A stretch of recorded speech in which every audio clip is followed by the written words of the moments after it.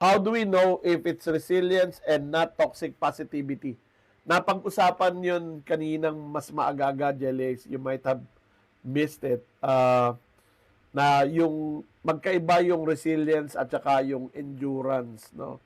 Yung toxic possibility is yung minamaliit yung sitwasyon, di naman yan malaking problema, or they try to ignore the problem, wishing that the problem will go away.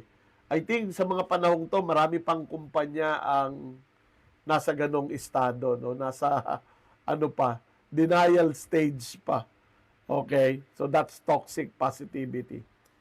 So, resilience is facing the problem head on and asking ourselves, how do we overcome this challenge, no? Ano yung mga practical na dapat nating gawin so that we are able to weather the storm, so to speak, no? Yung malampasan natin tong unos na ito.